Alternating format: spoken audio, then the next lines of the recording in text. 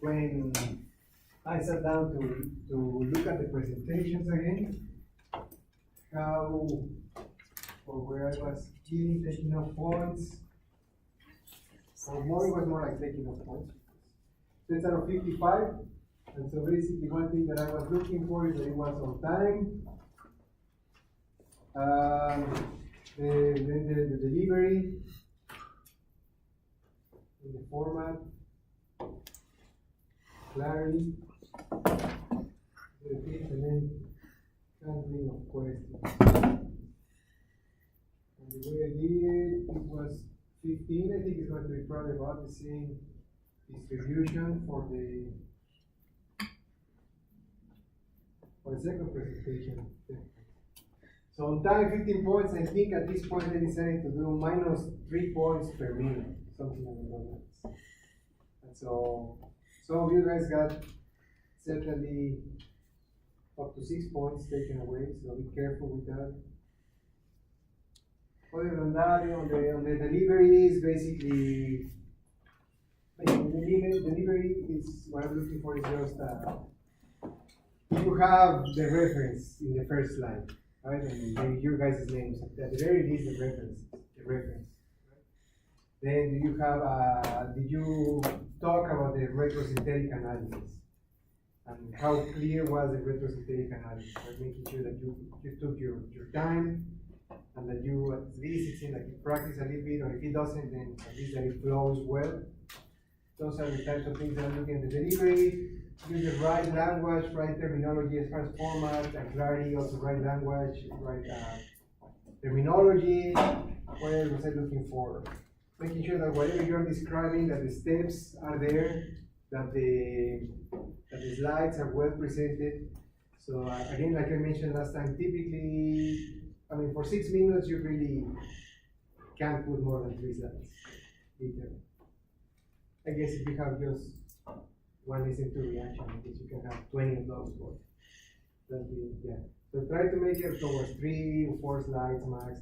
Whatever you do, make sure you spend your time, right? And then go over every step and that you describe it pretty clearly.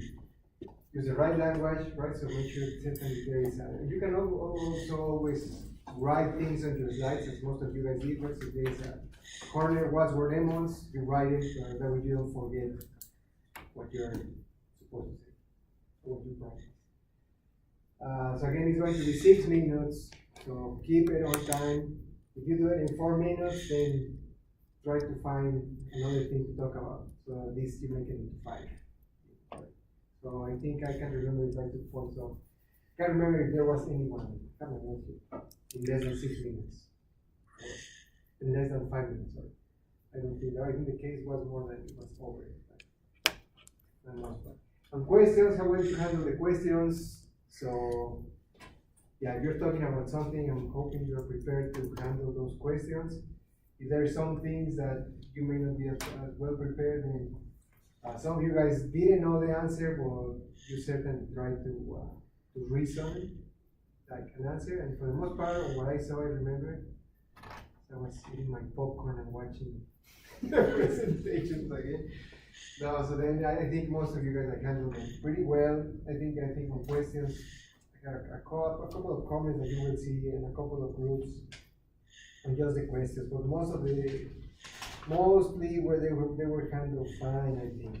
And if you don't know something, then just say, I'm not sure, but I envision this happening. It's reasonable. Does that make sense? Are there any questions with the presentations? Yes, so with the 6 minutes, is that 6 minutes including questions or just thoughts? 6 minutes, the presentation is 6 minutes. Then the questions could be anywhere from 5 seconds to 20 minutes. I mean, we don't have time, right? So I have to cut it short. So yeah, your 6 minutes, the presentation, total 6 minutes. Anything else? Any other questions? No? So basically, I'm going to use something like this, and essentially, as I'm watching the presentations, and of course, I have the time. But maybe at this time, we're going to do less of time, so I probably do it maybe like 8. I'm going to focus more on these two, on the delivery and the format. Questions, we're really pressed on time, so I think if you guys have a chance to answer 2 questions, I think that's already pushing it to the limit. So questions probably I'll also increase a little bit, maybe to 8, and I don't know, then the race is going to be here. So 55 minus 16. Great. Are there any questions? So because you guys already know what to expect and everything, I'm hoping that everyone takes some time. These are 2 3 minutes per 3 points per minute. So this time because it's 8, or if I make it 5 points, then as long as if you're over, then I'm automatically just taking the points. Does that make sense?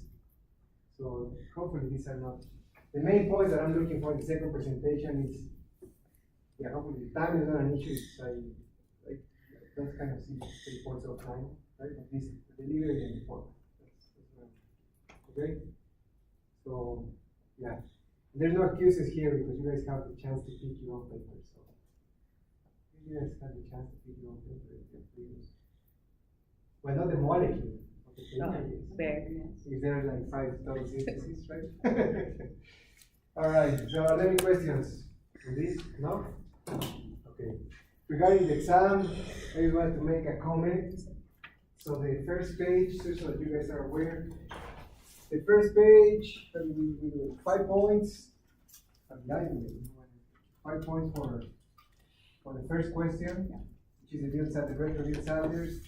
The second question, which is the synthetic steps, just the reagents, is 2, 2, and 2. Then the next 2 mechanisms is 12 points and 12 points. And then the last mechanism, the last page, which is just Diels-Alder, that was 19 points. So the first question out of those 19 is worth more. I think I can remember make it like 10 and 9 or something like that. Does that make sense? As far as the exam. Now the exam, most of you guys lost points on the, I think that it was overall pretty good. Most of you guys lost points on the Diels-Alder. And what you will see is a lot of times it was, I put something like missing. Again, if you can't read my handwriting, then let me know. But it was, most of you guys missed resonance structures. So for instance, let me just show you something like this. So you have, just really quick, I won't spend too much time on this, but if you have like this one, the reagent. If you have this, the best way to represent that or to do different resonance structures is, well, first of all, you have an electron donating group here, an electron donating group here, and an electron withdrawing group here. So then you actually have to draw all of those resonance structures to make a decision, right? You have to look at every single group. So for instance, how does this group affect? So this is one. Of course, this doesn't.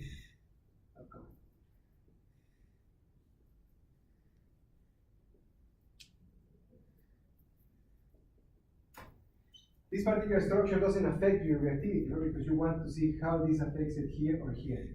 So if you miss this something like this, I don't mind. But right, if you're looking for this minus charge, this is your diene, so you can see that this actually affects that. So then this is a valuable resonance structure. So again, if you didn't have this,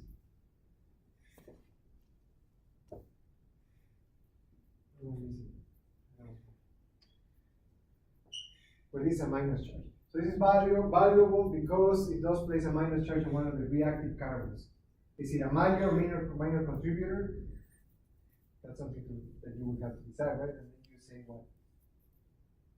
So the major, minor contributors, even without like drawing the other resonance structures, what would you say? Yeah, not good, right? Something looks off. What is it? A negative charge next to an electron donating group. So then, but you still have to consider it, right? So, but then at that point you say, okay, no, this is probably not a major contributor in this particular case. Then you go to the next one or to another one where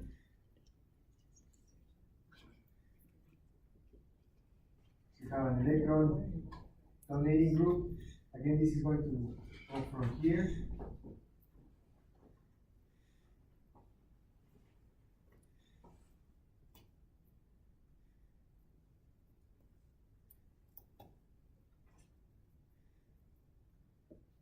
Again, this is not relevant because it's not looking at the carbons that you're placing your dye on. So then what you can do after this is go here.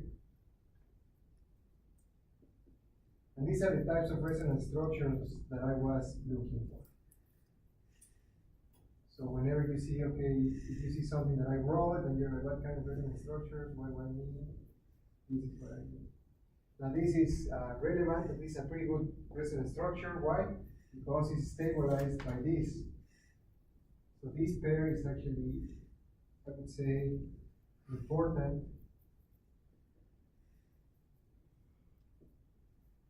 This carbocation is the one that you are interested in, right? Because that's where your diene is reacting.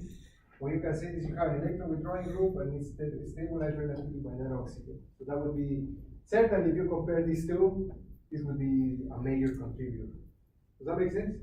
So those are the things that I was looking for. You also have an electron donating group here. A number of you guys did in one step, so just from here all the way to the oxygen. And that doesn't make sense. So hopefully as you go through it, a number of you guys did this, where you just do it all in one step, you do like 6 or you use all around the ring somewhere. Yeah, somebody takes quite a bit. So be careful. Does that make sense? So again, I'm missing still 1 or 2 more here, but that's what I mean. If I put like missing structures, or if you saw that you lost points there, those are the types of structures I was looking for. I think not everyone got the dienophile, because there's only one possibility, whether it's an electron withdrawal group or an electron donating group. Okay? And then, other than that, this is it. I want to start with nucleoside chemistry. Is there any objections? No? Okay.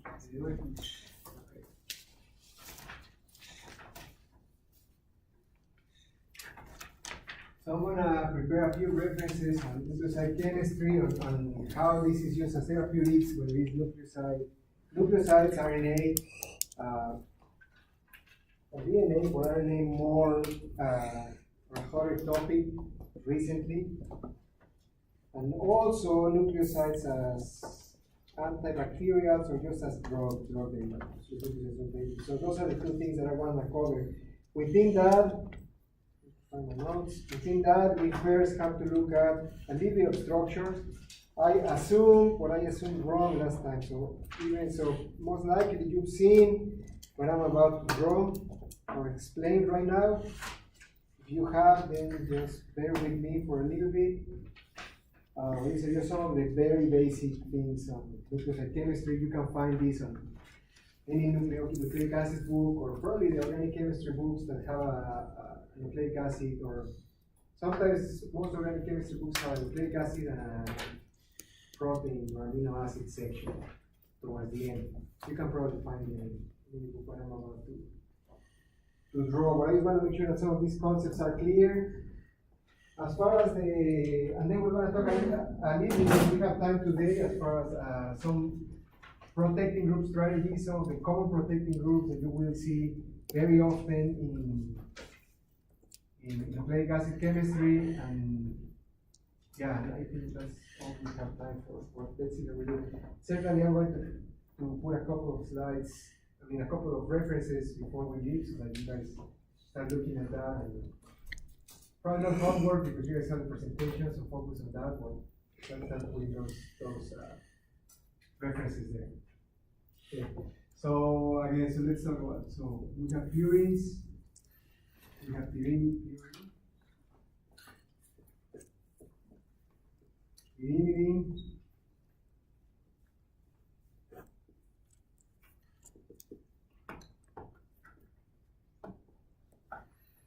Okay, so this is your purine ring, pyrimidine. Like this. So these are aromatic rings. I didn't cover aromaticity at all. I'm assuming you guys remember Hopfler's rules and how to tell you aromaticity. So I'm not going to cover it. Well, there both of these structures are aromatics. All of the nucleobases within DNA, within RNA, they are aromatic. Right, so keep that in mind. One thing about the nomenclature, so in this particular case, we're going to see that this is position 1, 2, 3, 4, 5, 6, 7, 8, 9. These are 9 units. Yeah, because sometimes I see that you guys draw very different things on your notes. I think sometimes it's also some from there are 9 units. Then this is 1, 2, 3, 4, 5, 6. Those are the positions. Okay, so these are purine, pyrimidine. Let's talk about the ribose. The ribose is going to do something like this.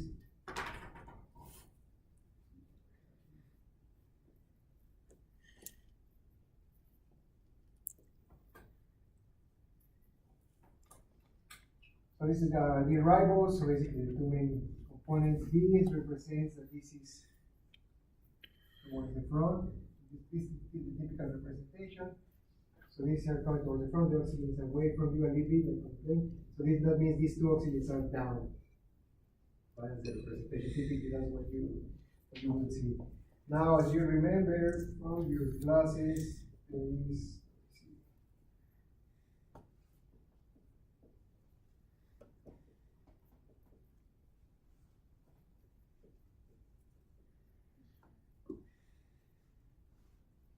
the open structure.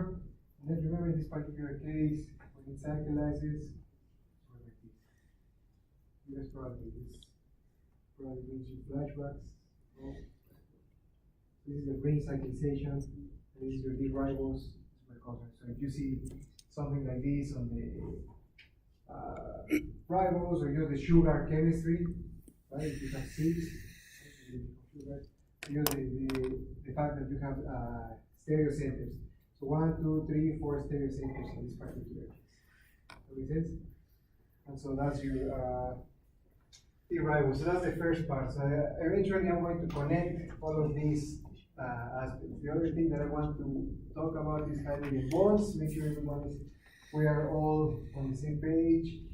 Are non-covalent interactions. And they are mainly electrostatic. So differences in dipoles. That's what generates a hydrogen bond interaction. We're going to have donors and acceptors. And this is something that tends to create some confusion. I found out. So basically your donor always is going to have the one that has the covalent bond, the hydrogen, the covalent bond, and your acceptor, in this case I'm going to put X.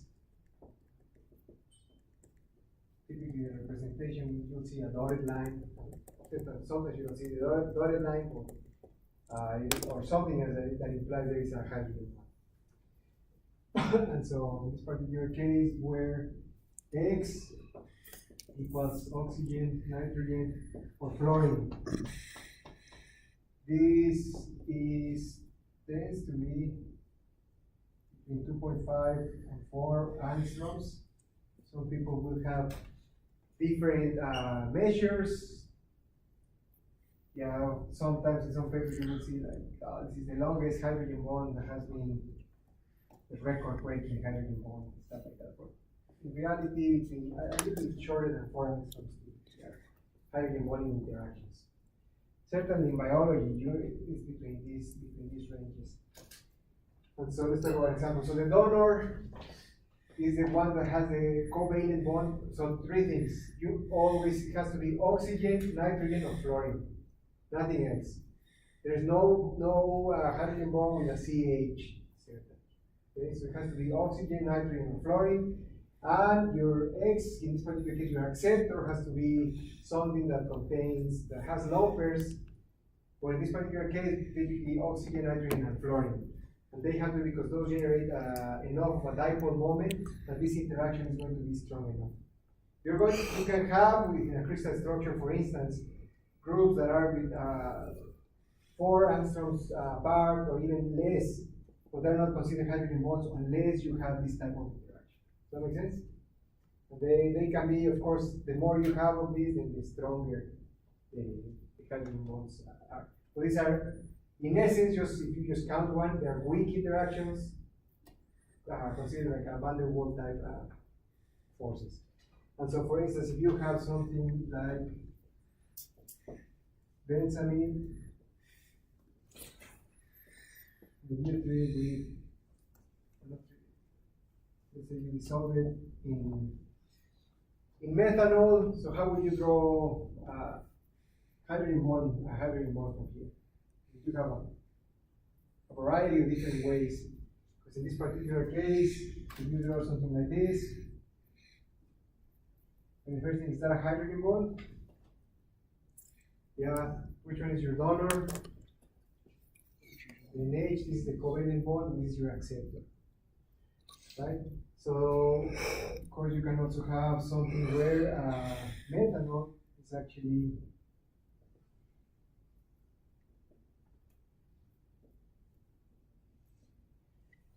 like this, so that would also be a plausible interaction. So in this case, this is your donor, and nitrogen has a lower as your acceptor. Does that make sense? Now, what about in this particular case if you have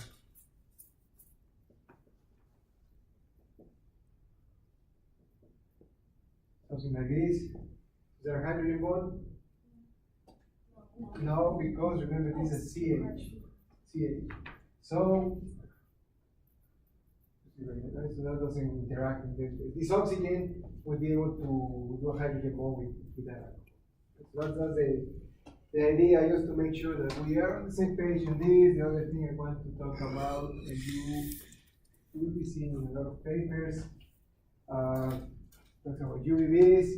I think this is implied a lot of times that you guys know it, because you go through it and you talk a lot about it in general chemistry. Lambert's law. What is Lambert's law? Absorption equals oxygen Absorbance equals the epsilon times the concentration times the length. Or I guess I have to say here. Concentration, typically molarity, 5 moles per liter. Length, typically, is in centimeters. So most of the values that you find literature, they are in centimeters. So now with the new equipment, such as nanodrop, and I think nanodrop is the main technology that's used. So it drops down to 1 millimeter pad length, right? Because you're putting basically a micrometer. So in the past, well, not in the past, this is comes below. So this is the length of your cuvette. So you have your sample here. Right, this is length.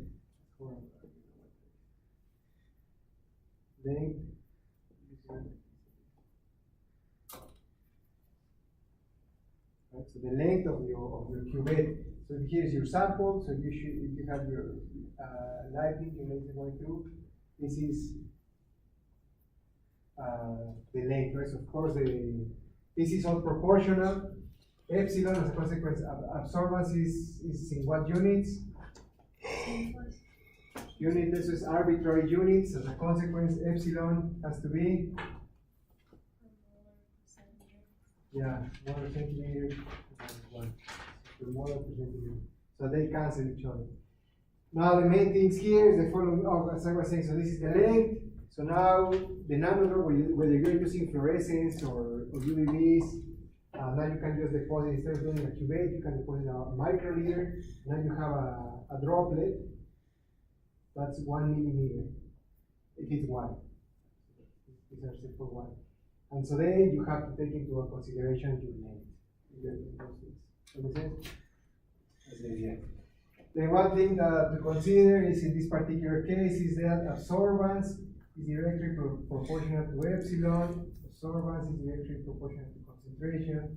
Absorbance is directly proportional to length.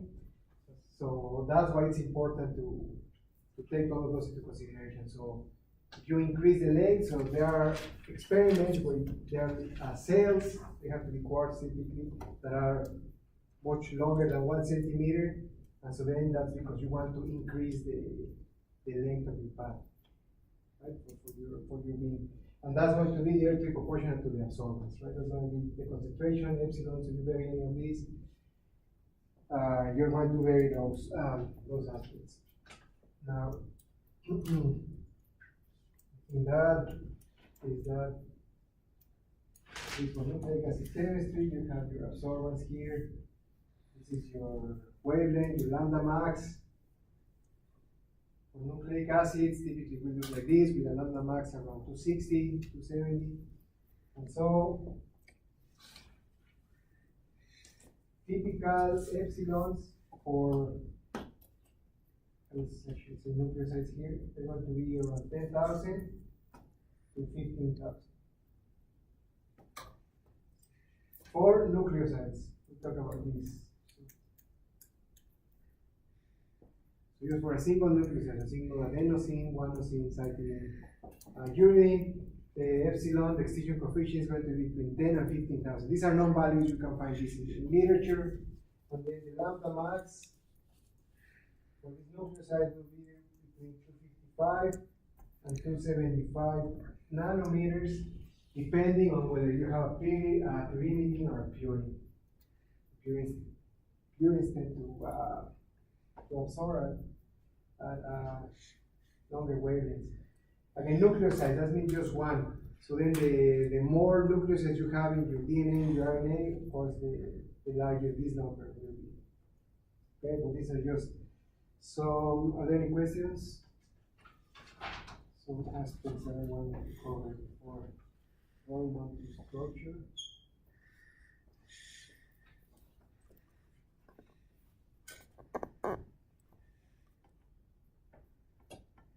If I ask you ever to draw hydrogen bonds, you want to take a lot of points off if you don't name those questions.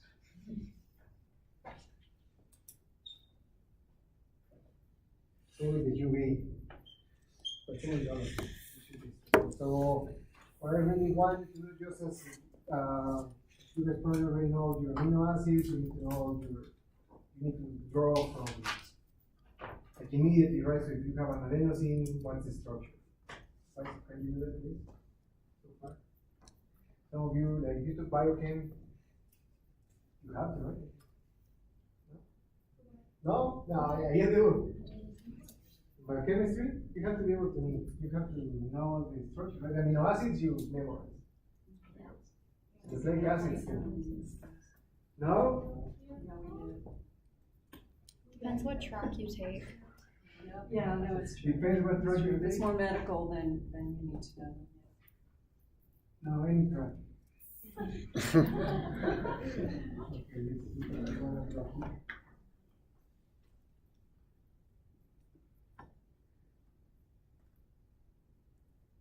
This is uridine, and uracil. Okay, so uracil, so this is a nucleoside. The whole thing is a nucleoside. We have nucleosides and nucleotides. Nucleotides is when it has a phosphate, like phosphate, triphosphate. Nucleoside is just when they are free OHs, or even if it's protected. So typically when you start doing the protections, once you have, it's still a nucleoside. Once you put a phosphate, it's a nucleotide. Okay, so uridine is the whole nucleoside. Uracil is just the nucleobase. Just this is the nucleobase, the ribose, just the nucleobase. Okay, so that's uracil. For example, right here, cytidine.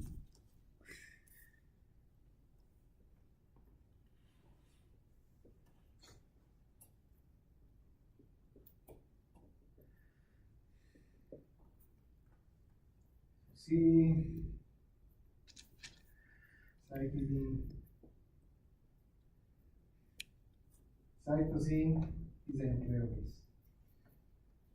Then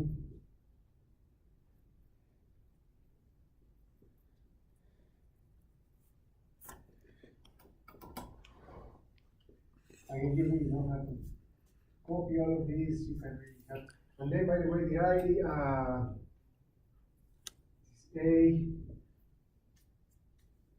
adenosine and the on the syllabus, correct me if I'm wrong, did I recommend the nucleic acids book? That's free. Can't remember. Double check. It should be free, yeah. So let me double check. If not, I'll post it again, or I have PDFs of another book. No, you did. You did, right? Yeah, you did. Yeah, so on the first chapter, you'll start seeing all of these aspects, and then solid phase synthesis. So certainly, once you finish your presentation, in your free time, start looking at this.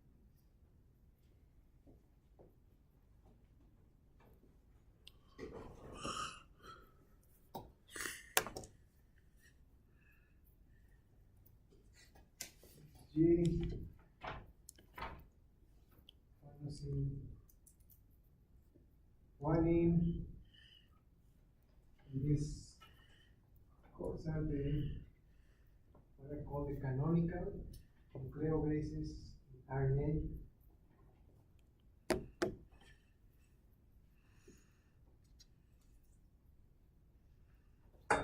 And then we have, so this is the RNA is a nucleic acid. Of course, we have the DNA.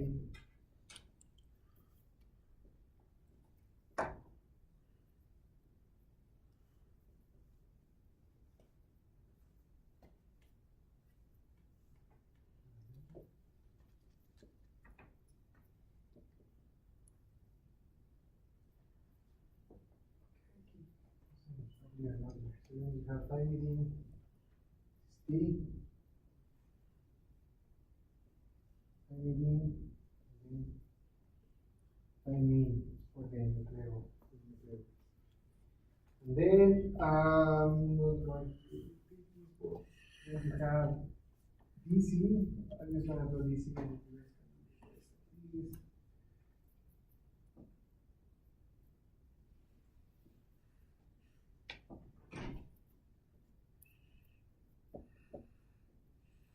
So D stands for the deoxy, so you have deoxycytidine. Deoxy meaning that now in DNA, as you guys already know, the only difference is that there is not an OH in that particular position. Then the other difference certainly between thymidine and uridine is the absence of a methyl group at this position. But there is also methyl uridine, so we methylated at the 5 position of 5-methyl uridine. Right, so these are some of the things, and then you have DC, DA, DG. So the D stands for the deoxy acid. So this, let me see if I'm going to talk about it later. Okay, so what you have to be able to identify is immediately the numbering system that we use. And it stems from the pyrimidine nomenclature. So this is the position number 1, 2, 3, 1, 2, 3, 4, 5, 6. So the 5, 6 is always around the double bond. In this particular case, it must be the same. So 1, 2, 3, 4, 5, 6. So whenever you refer to position 5, position 4, you know which position you are in. If it's acylated at position, cytidine acylated at position 4, you're talking about this exocyclic amine. You could see exocyclic because it's outside of the cyclic structure. In this particular case, you have the 1, 2, 3, 4, 5, 6, 7, 8, 9 position. So that's the numbering system. So if you're talking about how many of you guys went to the last chemistry seminar? Was pretty good, right? So she was talking about all of not all of the modifications they're looking at, right? So N6 methyl A is certainly one of them. So of course it's there. So she talked about also N7 methyl G. So then which one is your N7? This one, N7 methyl G, refers to a methyl group in that position. And it has to be charged. Some of these modifications that are certainly have function biological. The other thing is about the ribose. So the ribose, I'm going to put it here. The way we do the nomenclature, this is the C1 prime, this is the C2 prime, this is the C3 prime, this is the C4 prime, and this one is the C5 prime. So that's the nomenclature that we're going to use. So in this case, it is 2 prime deoxy, implies that there is no alcohol at the C2 prime position. Right? So glycosidic bond, so this is the glycosidic bond.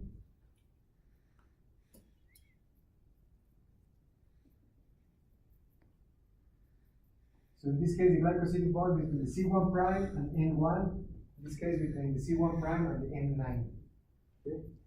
So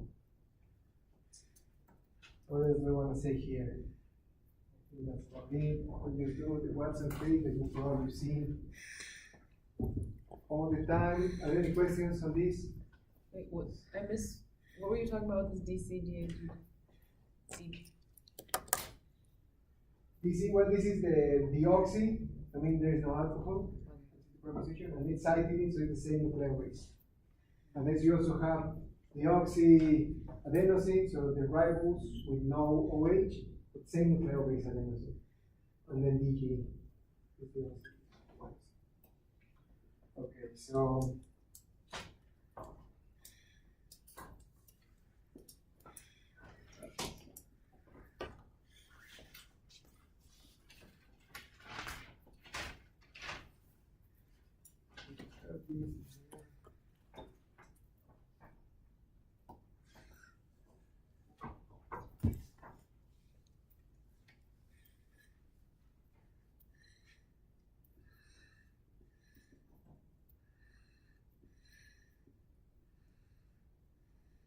so when I draw just the straight line, it basically means there's a ribose right there.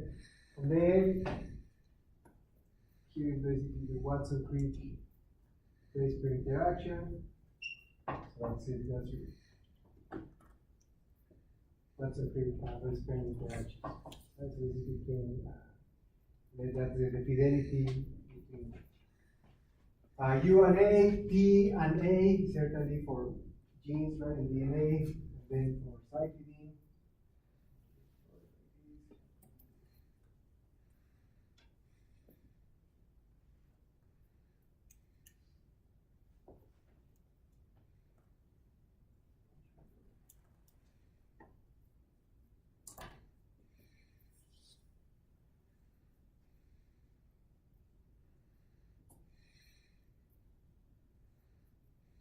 So that's your cycline, then you do your guanosine, in particular case.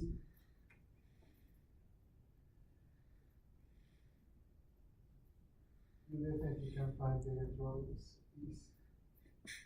on any book.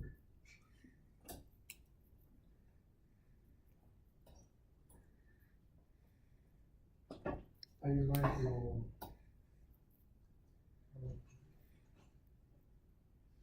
then that's your nitrogen. This is your Watson-Crick base pair interactions between GC base pair. Okay, so those are the main aspects. So I certainly expect you guys to know all of these structures, to be able to draw them. I am certainly not going to ask you on a quiz. We'll have a quiz hopefully soon. I'm certainly not going to ask you, okay, draw the structure of adenosine. I'm not going to do it. But we'll say, maybe draw N6 methyl A, or how would like certain modification Guanosine, we look, if I give you the name, that implies that you know the nomenclature and that you also know the numbering system. Does that make sense? That would be the context. Okay, so what's acute base pairs, nucleosides? Let's talk about conformation and before we go start on the Doctor? synthesis. The hydrogen bond is between the oxygen up, the oxygen is from the carbon. Oxygen? Yeah. Oh, it's one to the carbon? Is that a hydrogen bond? That's a hydrogen bond, but the covalent bond is between NH, so this is your donor. And this is your acceptor, so it doesn't matter what this is bound. Because what matters, what is bound is the donor, so the covalent bond, in this case the NH. So we have informationally a few things here.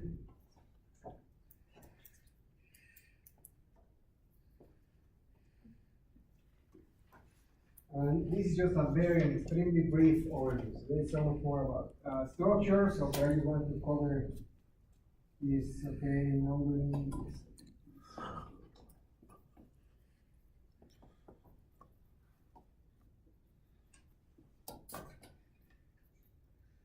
Okay, so in reality, your backbone is going to be bound to a phosphate.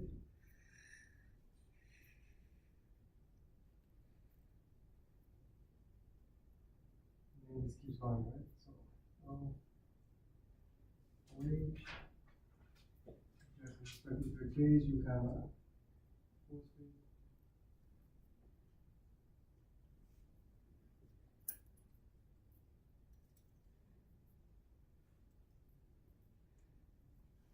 It will be a trinucleotide. What I'm going to do here is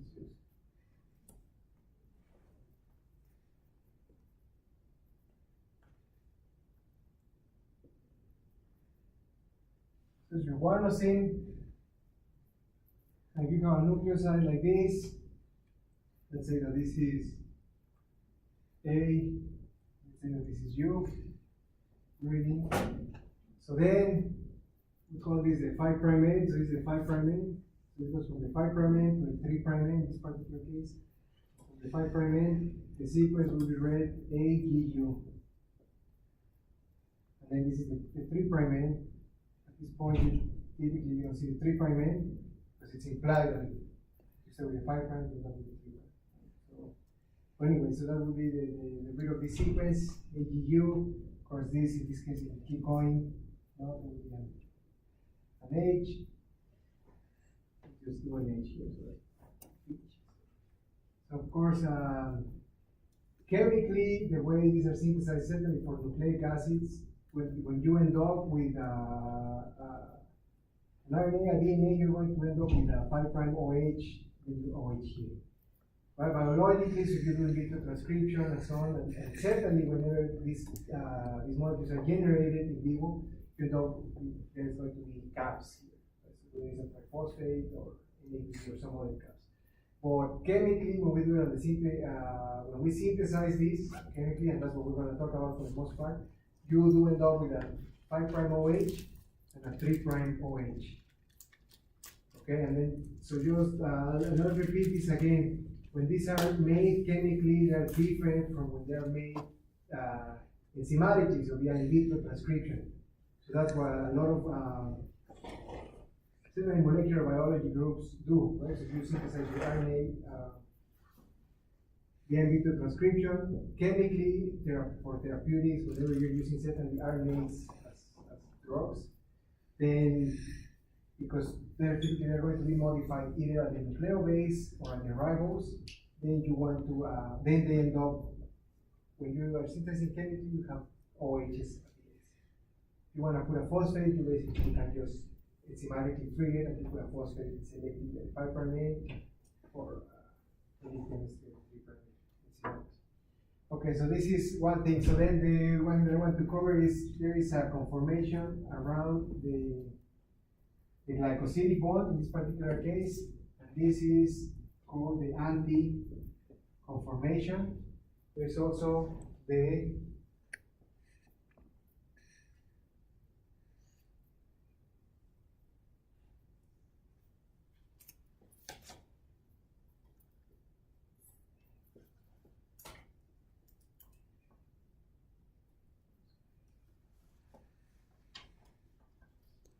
And then this is the scene conformation. These are things that you will see on and off. So again, this is the anti-conformation. Of course, under inosine, this is what is it? Otherwise, it's not canonical. Or inosine is very commonly found.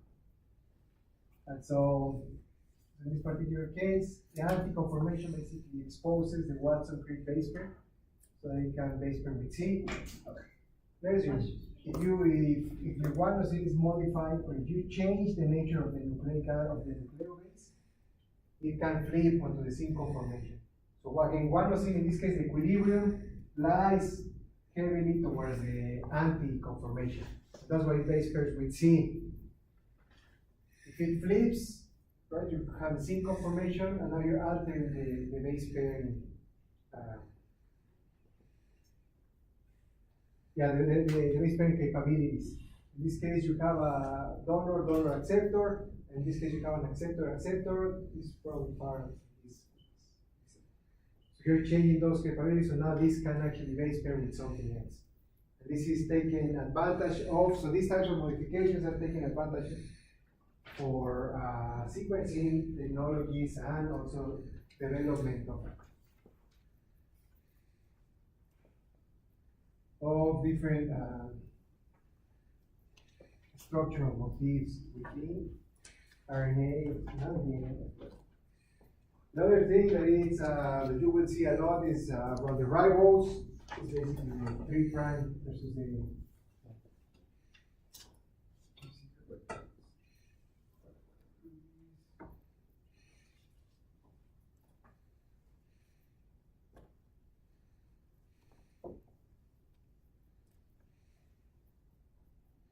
this is your nucleobase. This is called the C3' endo.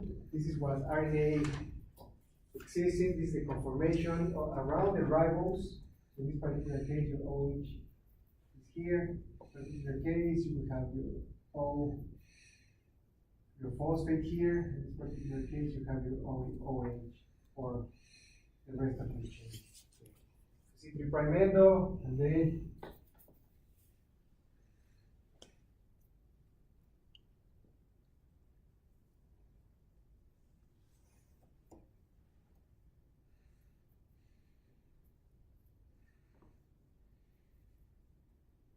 the phosphate, and in this particular case, your OH would be something here, coming towards your image. And so this is the C2'. So conformation around the glycosidic bond, conformations around the other ribose are going to be things that are taken advantage of to try to affect the structure of your oligonucleotides. C3' endo, basically the C3' position is on the same direction as the nucleobase.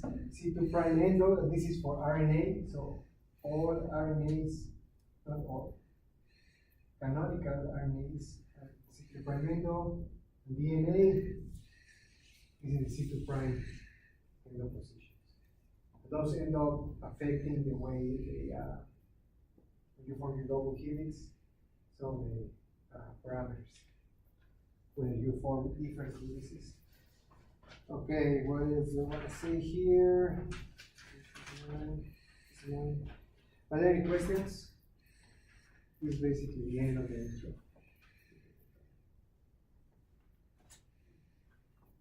No questions? At the end of the C' endo, is that what's next to the O? Is that supposed to be a P? Oh, here? Yeah, we just the phosphate, they just keep it. I mean the other one. Okay. Well, if it's within the RNA, it should be So it's just the continuation. okay. Yeah. The Okay. continuation. All right, any questions? No? So we have triphosphate, that's 4 triphosphates.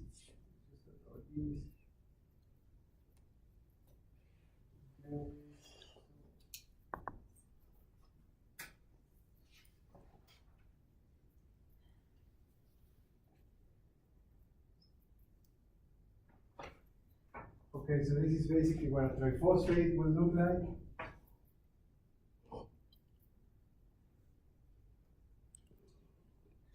Of course, in all of these cases, you have charges. Kind of a pain to make sometimes. But the triphosphates, sometimes these are used for various reasons. Diphosphate would be just two phosphates, monophosphate, one. Does that make sense?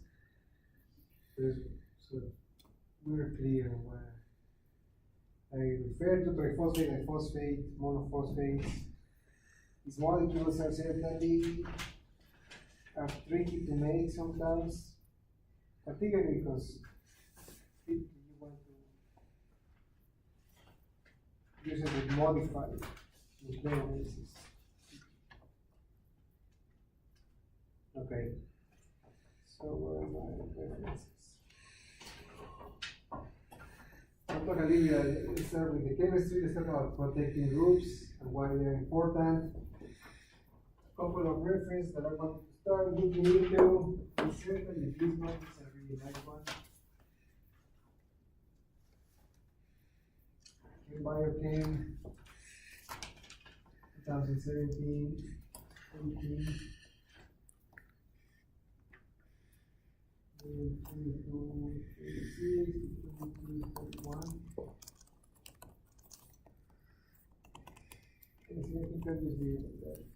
Well, the one that we'll talk about today, right now, if we have time, is that you have it. It's ordered. 2011, 13, 28, 28, 91. This particular, the ChemBioChem paper, this is another one they're talking about how to synthesize a few of the modifications that have been identified in DNA and RNA, and they synthesize what's called the phosphoramidite, which is what's used to incorporate it into RNA, DNA, chemically. So in nucleic acid chemistry, what we'll see is that, specifically talking about guanosine, for instance, you always, or typically, strategies that we use to do chemistry on them is to, the point is the following. You start with your sugar, and then let's use more adenosine.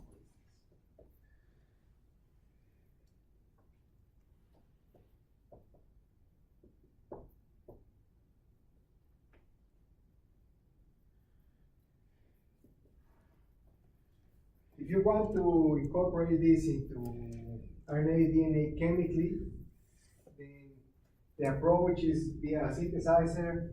And also, if you look at typically when speakers come and talk about RNA, DNA, they are purchasing the oligos, whether it's modified or unmodified. So they are not making them, they're basically purchasing them from companies that use this technology to make it. Right? So this is very commonly used, but sometimes overlooked because at the end of the day, what we are interested typically is what the outcome is. Right? But in order to get the outcome, we first have to be able to synthesize. Phosphoramidites look like this. Typically, there are variations on the protecting groups. There's going to be a PBDMS group. If it's, what are we doing, adenosine?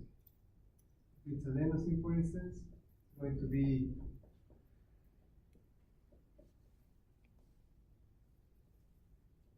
there are other protecting groups we can talk about. So it's going to be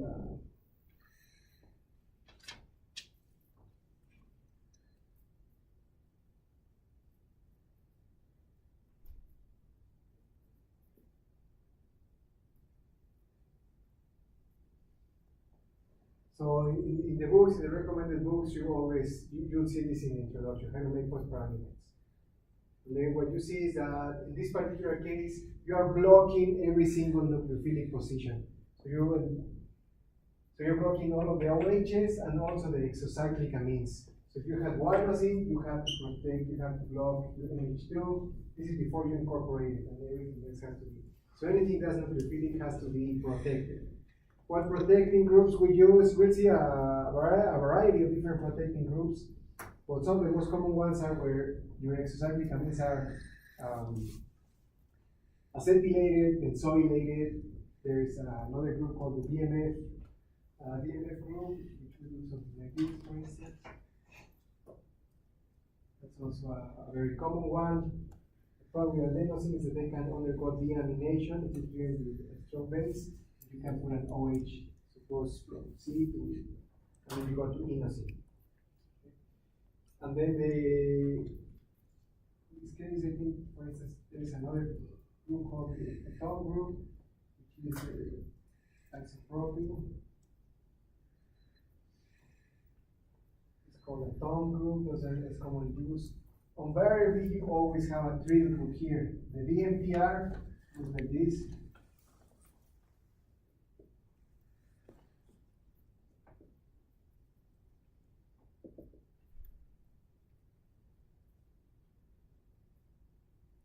This is a dimethoxy triple, 2 methoxys on your triple. And then this is a phosphoramidite. It's an amidite because you have the nitrogen right there. And so in this particular case, this OH will look like this. There are other variations of phosphoramidite, where this is by far the most common, where you have an ethyl cyano, it's going to follow up with base, and then this isopropylamine is going to be used to couple to another base. We'll talk a little bit in detail. And so what you see here, the TBDMS, just as a reminder, the signing. And so the nice thing about these cases is that you have 3 OHs initially. So how to protect them selectively? 2 are secondary, 1 is primary. How do you go about doing those types of things?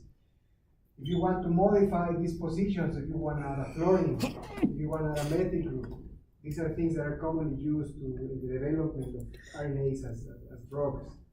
And so, yeah, so then how do you go about doing that selectively? So those are some of the things we're going to talk about. The one thing here is, let's start with this. So the silent, you knock off with what?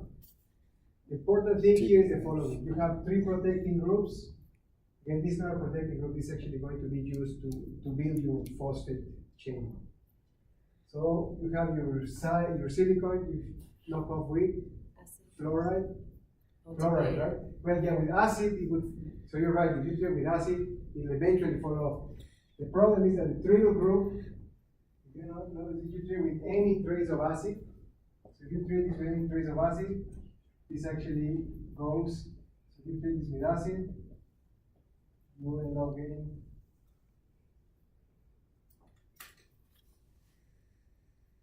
and then OP, cyano, the phosphoramide. And the always end up with the OH, with 0 minus, and then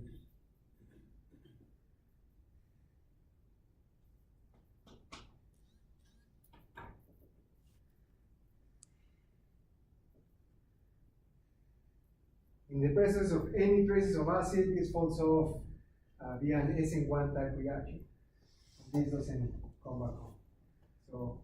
So any acid will knock your triple group off, and then you're back with an OH, so then you can treat it. So the advantage of putting a silane is that this group falls off with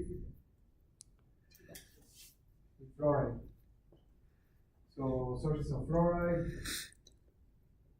TBAF, HF, those are the most common ones. Rebutyl ammonium fluoride, hydrogen fluoride. Typically, the hydrogen fluoride you see it as a PEA. PEA, 3HF. So 3 hydrofluorides per rebutyl ammonium. So there is ammonium complex.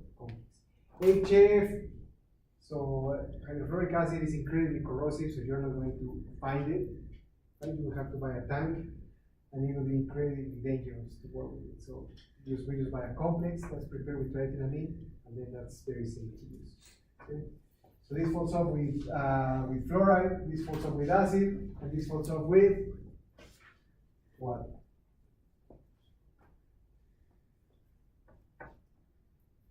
With base. So typically the way this is taken off is with ammonia.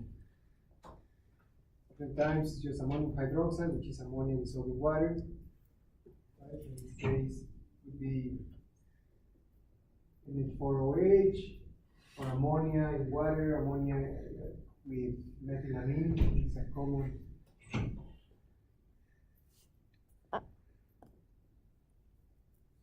Methylamine and ammonia, it's a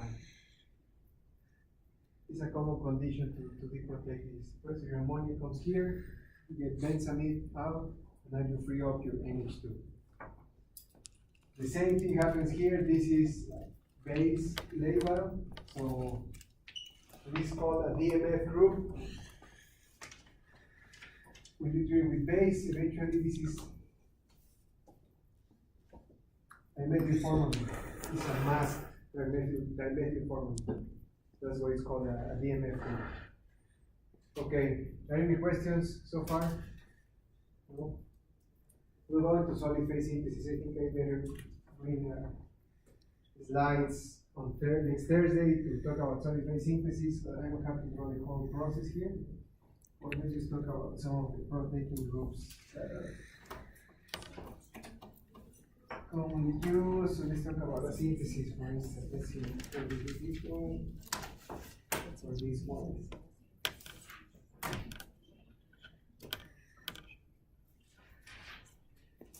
Okay, let's talk about this one and maybe the next time. So this comes directly from the second reference. We're about to know. Again, the phosphoramidite and why we have to make a phosphoramidite, we'll talk about it on Thursday. Why we have to have these different protecting groups. Acid label, base label, and chloride label. In the case of DNA, you don't have the deoxy, so you're only worrying about a triple and a basic, so acid and bases. You don't have to worry about a fluoride. Should use those examples to talk about stability. Alright, so this particular paper, essentially they are trying to control and to lock the position of the ribose into a particular conformation. And to do that, they start with something like this.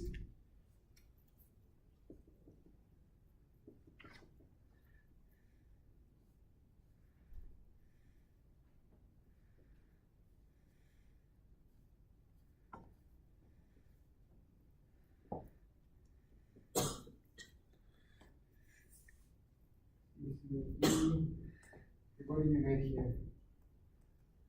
What do you do with CH2, zinc? What do you get? You should be able to do this. Then you treat this with, you can probably do this as well. One, minus chloride, 2, and 3. What do you get? And then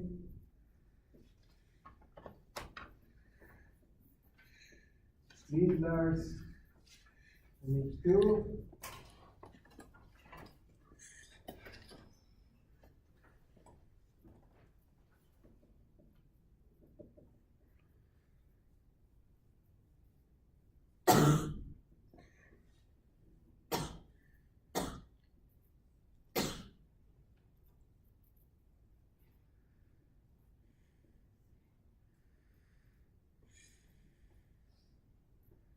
Okay.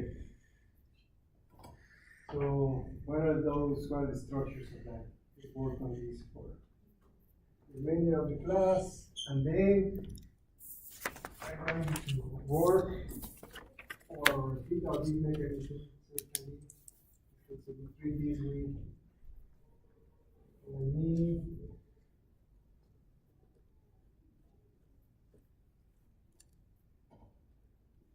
Number 1, then 2, HCl, then 3, acetic anhydride, and you get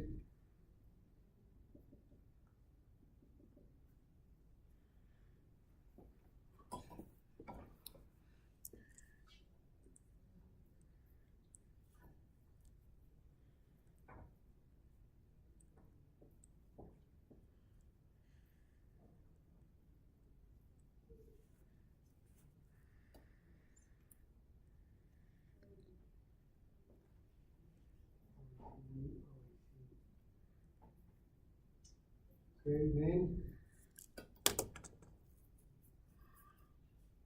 Put the 3. NH4OH. Methanol. And good.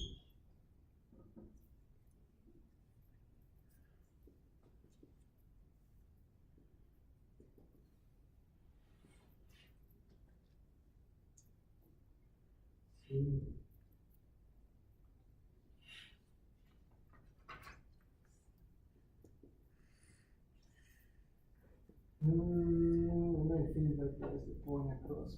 Dr. Sintis, what's the A8 or the OEC? Yeah, AC2O here. No, on your product. Oh, Is it a U on the other side there? What? You have a U on one side and on the other side, what does it say? On the left side. OEC. OEC, okay.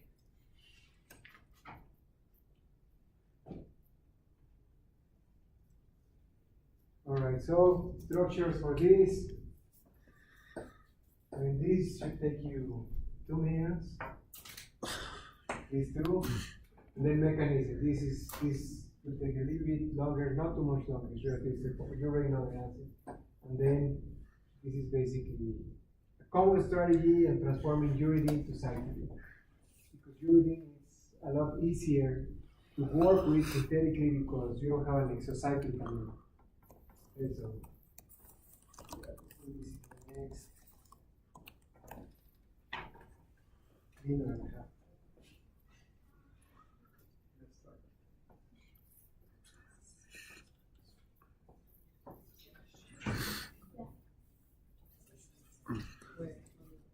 It's basically on scheme 1. This is on scheme 1 of the organic layer space.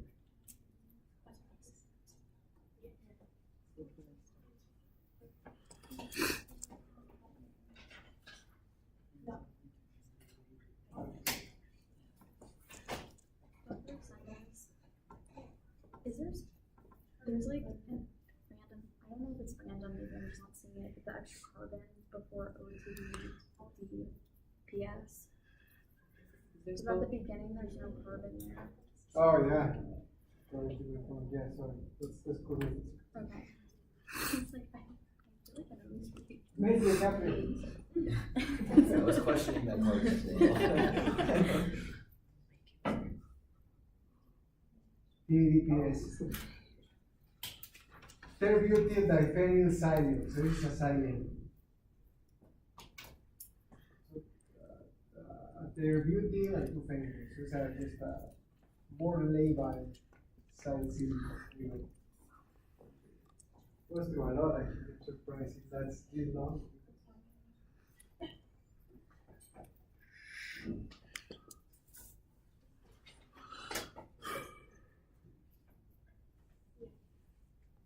Yeah. I have some questions about the protecting groups. So when you're using protecting groups, how do we know like which one it's gonna sterically pick, or are you just showing us select protecting groups that'll attach each process? It's Also, how do we do this selectively? yeah, because you have three different protecting groups. Doesn't matter where it goes on the hydroxy groups. Yeah. Yeah, so you have to, there are strategies in which you selectively, for instance, this group protects these two. There are strategies that we're going to use to protect these two. So you can do chemistry here. And so we'll get into that. So. Okay, so the point of the last part was just to introduce us to those protecting groups, right? Yeah, and then you Okay. also have things so that if I make sure a trial group, a DMT group, you know where it is. And so if I said to you, Are there ways to selectively protect those two options that you just pointed out there? this, Yeah, to protect one of them and not the other. well, if you protect these two, then you can do chemistry here. You could use the same protecting group to just use up the hydroxy. No. Oh. No, because this is too short. You have to use other protection. Right? Yeah. We'll get to those. Typically, silane protection group block these two selective. Alright, any questions? No? So, what is this result? What is this reaction? Reduction. Dilute reduction, so this you get the OH. and selectively it's going to stay on this side. This Carrington chemistry, Simon Smith, so it adds your cyclopropane. This And then it adds an NH3, no NH3. It adds an N3, your A side. But the most important thing is what, in this particular case, what you will have is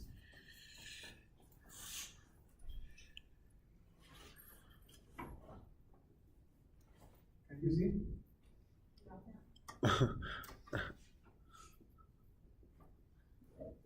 The OH is on the bottom. So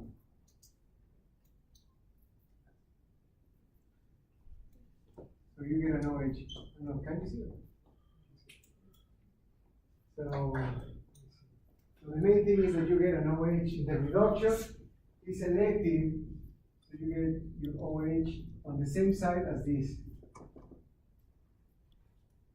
That's a problem because you obviously know that if you want to do DNA RNA, the nucleic base has to be on this side. So if you methylate, what does it do? Converts it into a pretty good leaving group. Then you have your sodium A side, attacks with inversion because it's SN2. And that's how you get inversion of configuration here. So you have your A side with inversion of configuration. Linda's hydrogen basically reduces the A side to the NH2. And then this reagent will convert it to uridine, and then it's focal-3 and ammonia convert it to cyclidine. Okay, so these are the mechanisms that we will be. Any questions? No? All right. Yeah, send you the official thank you, okay, vote for whoever sent me a reference.